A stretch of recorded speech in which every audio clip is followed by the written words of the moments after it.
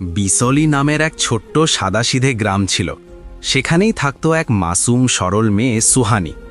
ঘরে টানাটানি খুব ছিল, কিন্তু মহব্বত, আদব আর সংস্কারের আলো কোনোদিনও কমে যায়নি। তার বাবা ভোলারাম মাঠে মজুরি করতেন, আর মা কমলা দেবী অন্যের বাড়িতে কাজ করে সংসার চালাতেন। ছোটবেলা থেকেই সুহানি খুব জাহিন, খুব বুঝদার ছিল।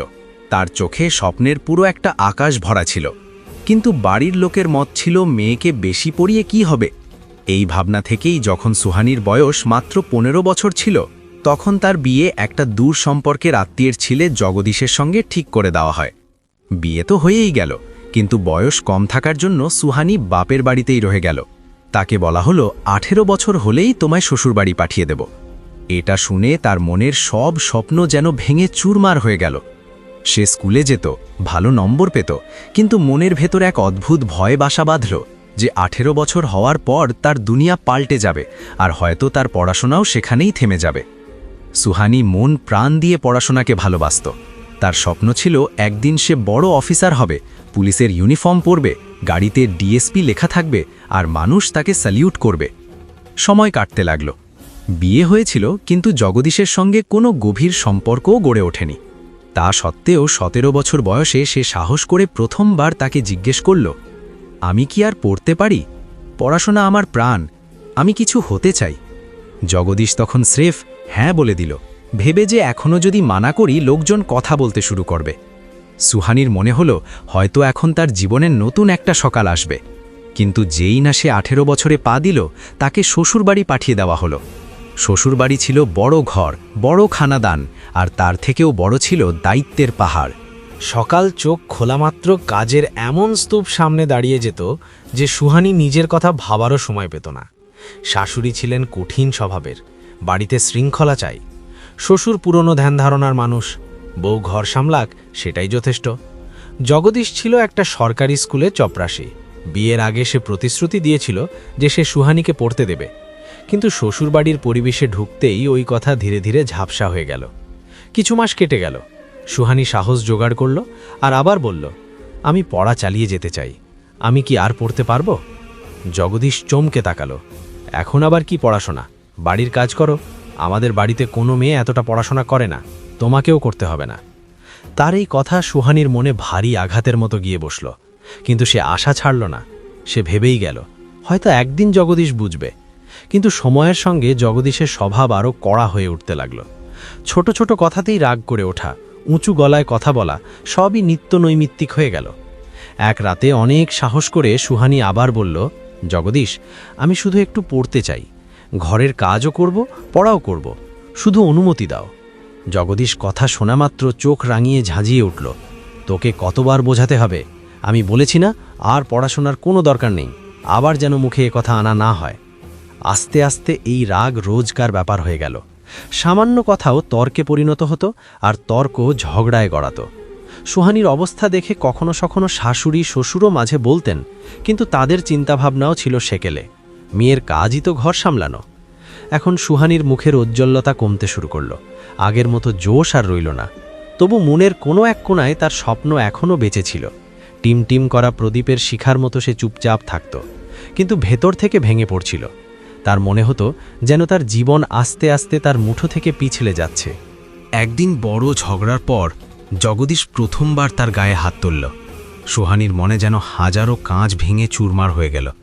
এ তো সেই মানুষ যে একদিন প্রতিশ্রুতি দিয়েছিল তাকে আগে বাড়তে দেবে, আর আজ সেই তার পথের সবচেয়ে বড় দেয়াল হয়ে দাঁড়িয়ে গেছে। দিন কেটে যেতে লাগল, আর পরিস্থিতি আরও খারাপ হতে শুরু করল। জগদীশ রোজ মাঠ থেকে ফিরে যে কোনো ছোট কথাতেই চিৎকার শুরু করে দিত। রাগ এখন তার স্বভাব হয়ে গিয়েছিল। সুহানি প্রতিবারই চুপ করে থাকত, কারণ তার মনে হতে লাগল প্রতিটা ঝগড়াই তার স্বপ্নের থেকে তাকে এক কদম আর দূরে সরিয়ে দিচ্ছে। রাতে তার মন নীরবে কাঁদত। দিনে সে হাসার চেষ্টা করত, কিন্তু ভেতরে ভেতরে দম বন্ধ হয়ে যাচ্ছিল। অনেকবার সে ভেবেছে, যদি আমি এই গ্রাম ছাড়া বাইরে গিয়ে পড়তে পারতাম, হয়তো জীবন বদলে যেত। সেই রাতেও জগদীশের রাগ সীমা ছাড়িয়ে গিয়েছিল। অপমানের আগুনে দগ্ধ সুহানি একাই নিজের ঘরে বসেছিল। জানালা দিয়ে আসা হালকা চাঁদের আলো ঘরে ছড়িয়েছিল। সবাই ঘুমিয়ে পড়েছিল, কিন্তু তার চোখ থেকে ঘুম অনেক দূরে ছিল। সেই মুহূর্তে এক জিনিস আগের চেয়ে অনেক বেশি দৃঢ় হয়ে উঠেছিল, তার সংকল্প। সুহানি মনে মনে সিদ্ধান্ত নিয়ে ফেলল, যদি আমি এখানে থাকি তাহলে আমার জীবন এই কষ্টেই শেষ হয়ে যাবে, না স্বপ্ন থাকবে না আমার ইজ্জত, আমাকে এখান থেকে যেতেই হবে। সে কাঁপা হাতে ছোট্ট একটা কাগজ আর কলম তুলে নিল। প্রাণ ধুকপুক করছিল, কিন্তু সে লেখা শুরু করল। জগদীশ, যখন আমার বয়স মাত্র 15 বছর ছিল তখনই আমাদের বিয়ে হয়েছিল। আমি কখনো তোমাকে আমার শত্রু ভাবিনি। আমার আশা ছিল তুমি আমার সঙ্গ দেবে, কিন্তু তুমি আমার সাহস ভেঙে দিয়েছ। আমি তোমাকে ছাড়িয়ে চলে যাচ্ছি, কারণ আমার স্বপ্ন এখনো বেঁচে আছে। আমি একদিন অফিসার হয়ে ফিরে আসব। নোট লিখে সে সেটা বালিশের পাশে রেখে দিল। তারপর আস্তে আস্তে ঘর থেকে বেরিয়ে এলো। শাশুড়ি, শ্বশুর আর জগদীশ তিনজনই গভীর ঘুমে আবিষ্ট ছিল। রাতের হাওয়ায় ভয়ও ছিল, আবার মুক্তির গন্ধ। সুহানি নিজের কিছু দরকারি জিনিস একটা ছোট ব্যাগে ভরে বাড়ির বাইরে পা রাখল। গ্রামের গলিগুলো অন্ধকারে ডুবেছিল। দূরে কোথাও কুকুরের ঘেউ ঘেউ শোনা যাচ্ছিল। সে দ্রুত পা ফেলে হাঁটতে শুরু করল। ভয় ছিল, কিন্তু তার স্বপ্ন তার থেকেও বড় ছিল। স্টেশন ছিল গ্রাম থেকে 5 কিলোমিটার দূরে। কোনো যানবাহন নেই, শুধু তার পা আর তার সংকল্প। পথে অনেকবার মনে হয়েছে কেউ দেখে ফেলবে কিনা, কিন্তু সে থামেনি। তার মনের ভেতর শুধু একটাই আওয়াজ গুঞ্জরিত হচ্ছিল, আমাকে অফিসার হতে হবে, আমাকে আমার জীবন বদলাতে হবে। প্রায় 1 ঘন্টা পর সে স্টেশনে পৌঁছল। তার কাছে টাকা খুব কম ছিল, তবু সে দিল্লির টিকিট নিল, কারণ সে জানত বড় স্বপ্নের জন্য বড় জায়গা দরকার। সকাল হওয়ার আগেই ট্রেন এলো। দুলতে থাকা হৃদয় নিয়ে সে তাতে উঠে পড়ল। জানালার পাশে বসে সে বাইরে তাকালো। অন্ধকার আস্তে আস্তে সরে যাচ্ছে, আর সকালবেলার হালকা আলো আকাশের কিনারায় উঠতে শুরু করেছে। সূর্যের প্রথম কিরণ যেন তার মনে বলে দিচ্ছিল, তোর জীবনও এখন আলোকিত হতে চলেছে। দিল্লি পৌঁছতে অনেক ঘন্টা লেগে গেল। এই বড় শহরে সে একেবারেই একা ছিল, কিন্তু সাহস তার প্রতিটা পায়ের সঙ্গে হাঁটছিল। পেটে ছিল খিদে, শরীরে ব্যথা। শহরে পৌঁছেই সে থাকার জায়গা খুঁজতে লাগল। অনেক বাড়িতে খোঁজ করল, কিন্তু ভাড়াটা এত বেশি ছিল যে তার কাছে আশা ছাড়া আর কিছুই ছিল না। এটাই ছিল তার নতুন আশ্রয়, এটাই তার নতুন জীবনের প্রথম পাতা। সকালে 4টে বাড়িতে কাজ, দুপুরে পুরনো বই খুলে পড়াশোনা, সন্ধ্যায় আবার কাজ, আর রাতে কম ঘুম, বেশি পরিশ্রম। অনেকবার ক্লান্তিতে শরীর ভেঙে পড়ত, কিন্তু তার চোখে একটাই স্বপ্ন জ্বলজ্বল করে উঠত, অফিসার হওয়া। সে জানত ইউপিএসসির রাস্তা সহজ নয়, কিন্তু সহজ রাস্তা তার পছন্দও ছিল না। আস্তে আস্তে সে পড়াশোনার ছন্দ ধরতে লাগল। কিছু নতুন বন্ধু হলো, কিছু হাল ছেড়ো না এমন মানুষও পেল। একদিন সে কাঁপা হাতে ইউপিএসসির প্রথম ফর্ম ভরল। দিল্লির জীবন ভীষণ কঠিন ছিল। সকাল 4টেই উঠে কাজ শুরু, ঝাড়ু পোছা, বাসন মাজা, বুড়োদের সেবা, সব কিছু সময় মতো। এই কাজগুলো থেকে যে 10,000 টাকা আসতো, সেই দিয়েই খাওয়া আর পড়াশোনার খরচ চলত। সন্ধে নাগাদ তার শরীর ক্লান্তিতে ভেঙে যেত, কিন্তু যেই না সে নিজের ছোট্ট ঘরে পা রাখত, ঠিক তখনই ভেতরে নতুন এক এনার্জি বইতে শুরু করত। এক ঘর, একটে বাল্ব, একটে চেয়ার আর পুরনো টেবিল, শুধু এই কটা জিনিসকে ভরসা করে সে রাত জেগে পড়ে যেত। কোচিংয়ের টাকা ছিল না, তাই সে পুরনো বই কিনে পড়ত।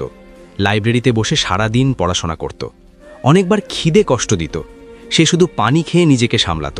অনেকবার ঘুমে চোখ বন্ধ হয়ে আসত, সে মুখে পানি মেখে আবার বসে পড়ত। আস্তে আস্তে তার বুঝতে বাকি রইল না, ইউপিএসসি শুধু বইয়ের পরীক্ষা নয়, এটা ধৈর্য, পরিশ্রম আর সাহসেরও পরীক্ষা। প্রথমবার সে পরীক্ষা দিল। এক্সাম সেন্টারে সে ভীষণ ভীত ছিল। হলের মধ্যে বসা ছেলেমেয়েরা সব শিক্ষিত, আত্মবিশ্বাসে ভরা। এক মুহূর্তের জন্য তার মনে এলো, আমি কি এদের সামনে টিকতে পারবো? কিন্তু পরের মুহূর্তেই সে নিজেকে বলল, যে এতটা পথ একা হেঁটে এসেছে, সে এই পরীক্ষাও দিতে পারবে। সে প্রাণ উজাড় করে পরীক্ষা দিল, কিন্তু যখন রেজাল্ট এলো, সে প্রিলিমসে আটকে গেল। তার নাম তালিকায় ছিল না। তার আঙ্গুল কাঁপতে লাগলো, পা দুটো যেন অবশ হয়ে গেল। ঘরের বাল্ব নিভিয়ে রাখা ছিল, আর তার ভেতরেও যেন অন্ধকার নেমে এলো। সেদিন রাতে সে কেঁদেছিল অনেক। ছোট ছোট সিসকিতে তার সব কষ্ট বেরিয়ে যাচ্ছিল। তার মনে হলো জীবন আবার তার সঙ্গে খেলা করছে। মা বাবার মুখ ভেসে উঠল, শ্বশুরবাড়ির কথা মনে পড়ল, জগদীশের মারধর, অপমান, সব কিছু। এক মুহূর্তের জন্য তার মনে হলো হয়তো সব শেষ হয়ে গেছে। এমন সময় তার ঘরের দরজায় টোকা পড়ল। বাইরে দাঁড়িয়েছিল পাশের ঘরের মেয়ে পূজা, যে নিজেও 4 বছর ধরে ইউপিএসসির প্রস্তুতি নিচ্ছিল। সে সুহানির অবস্থা দেখে আস্তে করে বলল, সুহানি, হার মেনো না। প্রথম চেষ্টাতেই চাকরি পাওয়া খুব কঠিন। তুমি 1 বছরে যতটা করেছ ততটা সহজ রাস্তা বেছে নেওয়া মানুষরা করতেই পারে না। তোমার পরিশ্রম কোথাও হারিয়ে যাচ্ছে না, আর একবার চেষ্টা করো। পূজার কথা তার মনে একটা স্ফুলিঙ্গের মতো নেমে গেল। পূজা কথা বলেই চলে গেল। সোহানী চোখের জল মুছে নিজেকে বলল, আমি আমার জীবন বদলেছি, তাহলে একটা পরীক্ষাই বা আমার জয় কেড়ে নেবে কিভাবে? পরের দিনই সে আবার লাইব্রেরিতে পৌঁছে গেল। আবার সেই পুরনো বই, আবার সেই পরিশ্রমের পথ, কিন্তু এবার আগের চেয়েও বেশি জুনুন নিয়ে। সকালে বাড়িতে কাজ, দুপুরে পড়াশোনা, সন্ধ্যায় আবার কাজ, আর রাত ভর পড়া। এই রুটিন আবার শুরু হলো। কখনো শরীর হার মানতে চাইতো, কখনো মাথা বোঝায় ভরে যেত, কিন্তু ঘরের দেওয়ালে সাঁটা সেই এক টুকরো কাগজ তাকে সব সময় সামলে রাখত। একদিন আমি ডিএসপি হব। সে রোজ সেটা দেখত আর নিজের ভেতর নতুন শক্তি অনুভব করত। দ্বিতীয়বার পরীক্ষার সময় এলো। এবার সোহানী নিজের সবটুকু দিয়ে দিল। মনের গভীরে কোথাও একটা কণ্ঠ বলছিল, ভাগ্য আমাকে 1 বছর থামিয়ে রেখেছে, কিন্তু চিরকাল থামিয়ে রাখতে পারবে না। পরীক্ষা হল আর অপেক্ষা শুরু হলো। দিন কেটে যেতে লাগলো। রেজাল্টের দিন তার শ্বাস-প্রশ্বাস দ্রুত হয়ে উঠল। সে কম্পিউটারের স্ক্রিনে নিজের রোল নাম্বার খুঁজতে খুঁজতে ওপর নিচ পেজ করছিল। প্রতিবার পেজ স্ক্রোল করত, কিন্তু নাম চোখে পড়ত না। এক মুহূর্তের জন্য সে আলতো করে চোখ বন্ধ করল, তারপর আবার দেখল। এবার তার নাম তালিকায় ছিল। প্রথমে তার বিশ্বাসই হলো না। সে পূজাকে ডাকল, দেখতো আমার নাম আছে কিনা। পূজা স্ক্রিনে তাকিয়ে আনন্দে লাফিয়ে উঠল, সুহানী, তুমি পাশ করে গেছো, তুমি পেরে গেছো। এবার সুহানীর চোখ থেকে যে জল বেরোলো তার কষ্টের নয়, সফলতার জল। তার পরিশ্রম অবশেষে ফল দিল। কিছুদিন পরে ফাইনাল র্যাঙ্ক এলো, আর সুহানী সুন্দর নম্বর নিয়ে ডিএসপি পদ পেল। সরকারি গাড়ি, সরকারি বাড়ি, ইউনিফর্ম সবই এখন তার নামে। যখন সে প্রথমবার নিজের পুলিশ ইউনিফর্ম পরল, আয়নার সামনে দাঁড়িয়ে দীর্ঘক্ষণ নিজেকে দেখল। ইউনিফর্মে তার মুখ এক অন্যরকম আলোতে জ্বলজ্বল করছিল। তার চোখে সেই গর্ব ছিল যা শুধু তারাই পায় যারা অন্ধকারের সঙ্গে লড়াই করে আলো পর্যন্ত পৌঁছে যায়। হঠাৎ তার মনে পড়ে গেল সেই মেয়েটি যে কখনো এক অন্ধকার রাতে বাড়ি ছেড়ে পালিয়ে গিয়েছিল। আজ সে মানুষের নিরাপত্তার দায়িত্ব নিতে চলেছে। সে আকাশের দিকে তাকিয়ে আস্তে করে বলল, ধন্যবাদ ভগবান, আমার পরিশ্রমকে তুমি গন্তব্যে পৌঁছে দিলে। ডিএসপি হওয়ার পর তার জীবন পুরোপুরি বদলে গিয়েছিল। এখন গাড়িও ছিল, ইউনিফর্মও ছিল, সম্মানও, আর সমাজে আলাদা একটা পরিচয়ও। লোক দূর থেকেই স্যালুট করত। সব জায়গায় তার মান মর্যাদা বেড়ে গিয়েছিল। কিন্তু তার মনে এক প্রশ্ন সব সময় নীরবতা হয়ে বসে থাকত, জগদীশ কোথায়, কেমন আছে? যখন সে শ্বশুরবাড়ি গিয়েছিল, বাড়ি ফাঁকা পেয়েছিল, দরজায় তালা ঝুলছিল। প্রতিবেশীরা শুধু এতটাই বলেছিল, জগদীশ আর তার পরিবার কোনো এক কারণে হঠাৎ গ্রাম ছেড়ে চলে গেছে। কোথায় গেছে, কেন গেছে, কেউ জানে না। এই কথা সুহানীর মনে কোথাও একটা গভীর ক্ষত করে গেল। তার জীবন গুছিয়ে গিয়েছিল, কিন্তু স্বামীর গুম হওয়া তার ভেতরে এক ফাঁকা জায়গা ফেলে যেত। সে প্রায়ই ভাবত, এত বছরে সে আমাকে খুঁজে বের করার চেষ্টা করল না কেন? এই সময়েই সরকারের পক্ষ থেকে একটা গুরুত্বপূর্ণ নির্দেশ এলো। মথুরায় হতে যাওয়া এক বড় ধর্মীয় অনুষ্ঠানের নিরাপত্তা দেখভালের জন্য তাকে পাঠানো হচ্ছে। মথুরা, যেখানে প্রতিদিন লাখ লাখ ভক্ত আসে। সরু গলি, ভিড়ভাট্টা রাস্তাঘাট, চারদিকে ভক্তদের স্রোত। এখানে নিরাপত্তার কাজ শুধু সাহসী নয়, তীক্ষ্ণ মস্তিষ্ক আর জেদও চায়। কিন্তু ডিএসপি সুহানীকে দেখে সবাই নিশ্চিত ছিল সে এই দায়িত্ব নিখুঁতভাবে পালন করবে। মথুরায় পৌঁছে সে প্রথমবার সেখানের গলি, মন্দির আর ঘাটগুলোকে কাছ থেকে দেখল। রং বেরঙের ফুল, রাধে রাধে ধ্বনি আর ভক্তদের সমুদ্র। এই পরিবেশে এক অদ্ভুত শান্তি ছিল, মনকে ছুঁয়ে যাওয়ার মতো। কিন্তু সে কি জানত, ঠিক এই ভিড়ের মধ্যেই, এই শহরেই তার জীবনের সবচেয়ে বড় সত্য সামনে আসতে চলেছে। মথুরার ভিড়, মন্দিরের শোরগোল আর ভক্তদের ঢেউয়ের মাঝে ডিএসপি সুহানী নিজের কাজ বোঝার জন্য নিজে মাঠে নেমেছিল। সে সেই সব অফিসারের মতো ছিল না যারা দূর থেকে শুধু আদেশ দেয়। সে প্রতিটা মোড়, প্রতিটা চৌমাথা, প্রতিটা মন্দিরের সামনে কি অবস্থা চলছে নিজ চোখে দেখছিল। ভিড়ের চাপ, নিরাপত্তা ব্যবস্থা, লম্বা লম্বা লাইন, এসব খুঁটিয়ে খুঁটিয়ে খতিয়ে দেখছিল। সাধু সন্ন্যাসীরা ভজন গাইছিল, গরিব মানুষ ভিক্ষা চেয়ে দিন কাটাচ্ছিল। ঠিক এই ভিড়ের মধ্যেই তার চোখ পড়ল এক লোকের ওপর। খুব রোগা, জীর্ণশীর্ণ, ছেঁড়া পুরনো কাপড়, সে রাস্তার ধারে বসে ভিক্ষা চাইছিল। প্রথমে সোহানি বিশেষ খেয়াল করল না, কারণ এমন মানুষ সেখানে অনেক ছিল। কিন্তু যেই না সে তার পাশ দিয়ে গেল, ওই লোকটা কাঁপা হাতে হাত বাড়িয়ে বলল, মাতাজি, কিছু দান করে দিন না। তার গলা ভাঙা, দুর্বল আর কান্না মেশানো ছিল, কিন্তু সোহানির কানে এই আওয়াজ যেন এক অদ্ভুত বিষ ফোড়ার মতো বিঁধল। যেন এই গলা সে কোথাও শুনেছে, অনেক গভীরে। সে থামল, ধীরে ধীরে তার দিকে ঘুরল। মুখটা ছিনে ওঠা যাচ্ছিল না, কিন্তু তারপর তার চোখ ওই লোকটার উপর গিয়ে থামল। সোহানির বুক যেন হঠাৎ থেমে গেল, তার পা আটকে গেল, তার শ্বাসের শব্দ বেড়ে গেল। সে ঝুঁকে লোকটার মুখ খুঁটিয়ে দেখল। নোংরা, ধুলো আর লম্বা দাড়ির আড়ালেও সেই দুর্বল ভাঙা চোখ দুটো। আর সেই মুহূর্তেই সে চিনে ফেলল, এ আর কেউ নয়, তার স্বামী জগদীশ। দুনিয়া যেন এক মুহূর্তের জন্য থেমে গেল। সোহানি সম্পূর্ণ স্তব্ধ হয়ে দাঁড়িয়ে রইল। এই তো সেই মানুষ যে কখনো তাকে স্বপ্ন পূরণ করতে দেয়নি, যার রাগ তার আত্মাকে ভেঙে গুঁড়িয়ে দিয়েছিল, যার অপমান তাকে বাড়ি ছেড়ে পালিয়ে যেতে বাধ্য করেছিল। আর আজ সেই মানুষই মথুরার রাস্তায় ভিক্ষা চেয়ে বেড়াচ্ছে। জগদীশের চোখও ডিএসপির ইউনিফর্ম পরা সুহানির উপর পড়ল। প্রথমে সে বুঝতেই পারল না, তারপর হঠাৎ তার চোখ বড় বড় হয়ে গেল। সে কাঁপা গলায় বলল, সুহানি, এটা কি সত্যি? তার গলা ভেঙে যাচ্ছিল, চোখের লজ্জা, ভয়, অনুশোচনা সব একসঙ্গে মিশেছিল। সুহানি ভেতর থেকে ভেঙে পড়ল, কিন্তু নিজেকে সামলে নিল। তার টিমের লাগলো হয়তো লোকটা পাগল, তারা তাকে সরাতে গেল। সুহানি সঙ্গে সঙ্গেই বলল, থামো, ওকে ছোঁয়ো না, এ আমার স্বামী। পুলিশরা হতবাক হয়ে গেল। এত বড় অফিসারের স্বামীকে এই অবস্থায় দেখে তারা কিছু বলতে পারল না। সুহানি তার কাছে গিয়ে নরম গলায় জিজ্ঞেস করল, এ কি অবস্থা করেছো তুমি নিজের? জগদীশের চোখ দিয়ে জল গড়িয়ে পড়তে লাগল। সে মাটির দিকে তাকিয়ে বলল, আমার ভুল, আমার রাগ, আমার অহংকার সব কিছু শেষ করে দিয়েছে। আমি তোমাকে খুঁজেছি, কিন্তু কোনো দিন তোমাকে পেতে পারিনি। আমি সব হারিয়েছি সুহানি, সব। সুহানি চুপ করে রইল। তার মনে ঝড় উঠছিল।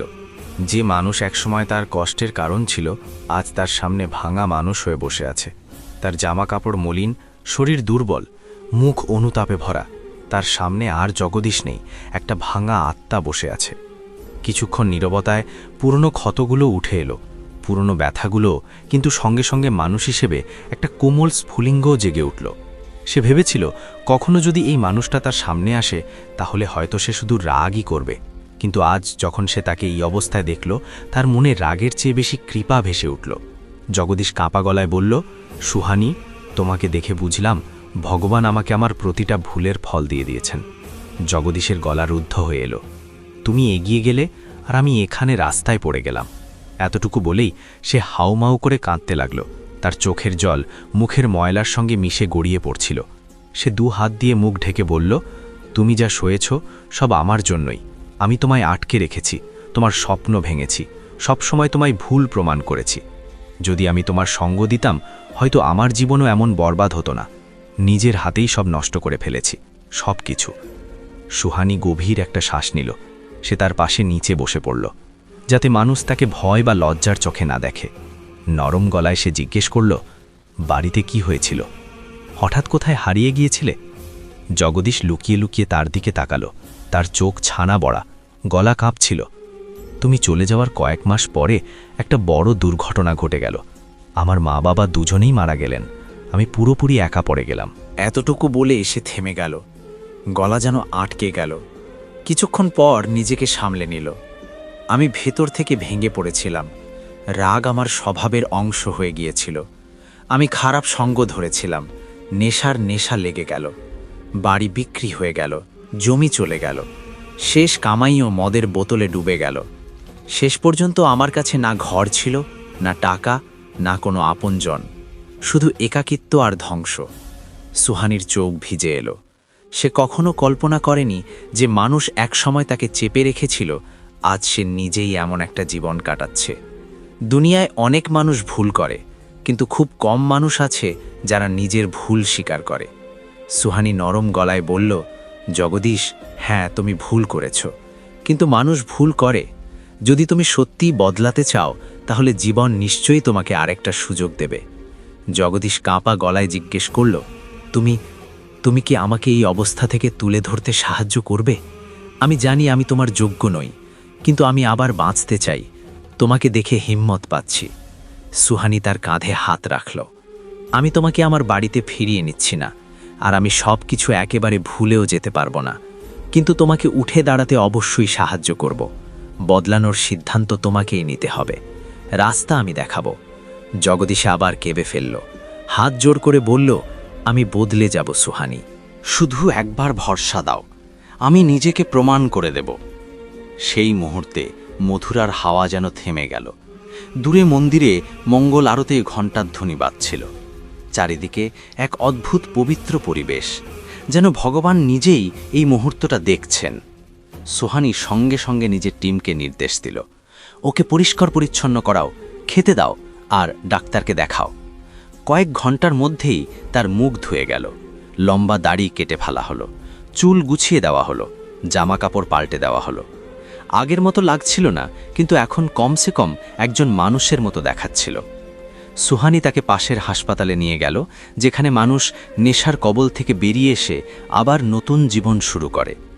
ডাক্তার বললেন, ম্যাডাম, আমরা ওনার পুরো চিকিৎসা করব। সময় লাগবে, কিন্তু এখানে ওনার ভালো পরিবেশ পাবেন। জগদীশ ভয়ে ভয়ে বলল, তুমি আমাকে ছেড়ে তাহলে চলে যাবে না তো? সুহানি হালকা হেসে বলল, না, আমি তোমাকে ছেড়ে যাচ্ছি না, কিন্তু আমি তোমাকে সেই জীবনেও ফিরিয়ে নিয়ে যাচ্ছি না যেখান থেকে আমি পালিয়ে এসেছিলাম। তোমাকে আগে নিজেকে সংশোধন করতে হবে। যখন তুমি নিজের জীবন গুছিয়ে নেবে, তখন আমরা দুনিয়াকে দেখাবো যে ভুল করা মানুষও যদি সত্যি মন থেকে অনুতপ্ত হয়, তাহলে জীবন তাকে দ্বিতীয় সুযোগ দেয়। জগদীশ পুরোপুরি সুস্থ হয়ে গেল, নেশা ছুটে গেল, শরীর ফিরে এলো, মুখে আবারও মানুষের আলো ফুটে উঠল। আর এখানেই এই কথা শেষ হয়, কিন্তু সুহানির শক্তি, জগদীশের অনুতাপ আর জীবনের দেওয়া দ্বিতীয় সুযোগ মানুষের মনে চিরকাল বেঁচে থাকবে।